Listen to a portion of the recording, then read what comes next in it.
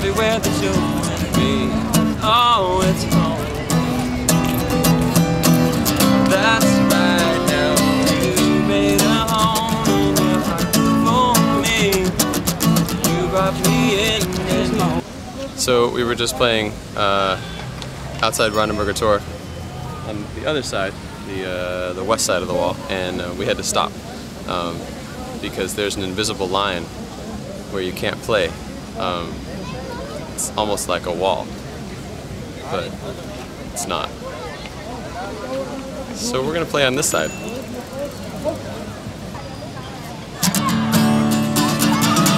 World War II in 1945. A lot of other stuff happened, I don't know so much, I wasn't alive. But I read somewhere that the Status of Forces Agreement said the victors would carve up the losers' lands and occupy the country so they wouldn't raise an army. Interesting idea, if you think about it. The way it works is something like this. Let's say that Cuba beat us in a war and then sailed up the coast of Baltimore, built a wall around and said, okay, now we live here. All the Cuban military families would be real haughty, would not let their children go off base to play. They'd be like, no, it's drunken capitalist pen with drugs and guns and businessmen, and anyways, we just beat them in a war. See, I don't think that the Cubans would be that uncool. They'd be like, sure, you can go off base to play. I mean, yes, it is a capitalist pen with drugs and guns and businessmen. How bad can they be? They like our baseball. Mom and Dad, won't you please come home? Oh, I'm tired of spending major holidays alone.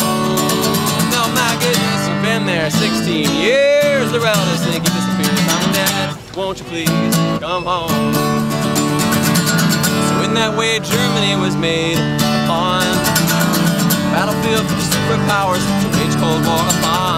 In 1961, when Khrushchev put up his concrete wall between the Germanies, only one side got graffitied.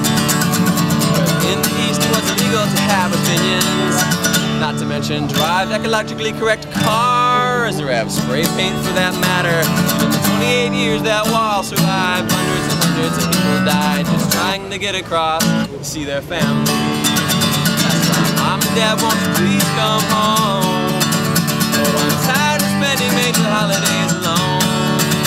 Oh my goodness, you've been there 17 years. The relatives think you disappeared. Mom and Dad, won't you please come home?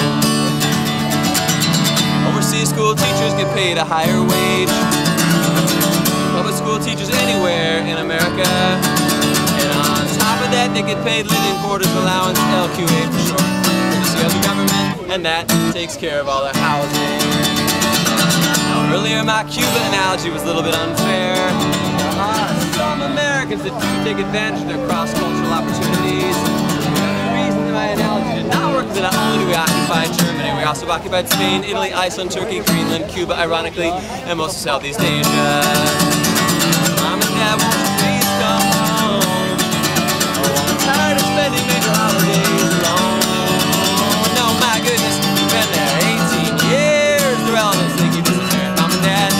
Off the backs of the American taxpayer. 55 years later, we're babysitting the most expensive military in the world. Countries who, in terms of their own economic growth potential, far surpass ours at this time. And I say, what in the world is going on? Mom and Dad, won't you please come home?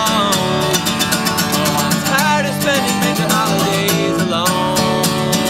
No, my goodness, you've been there 19 years. The relatives think you disappeared. Mom and Dad, won't you please come home?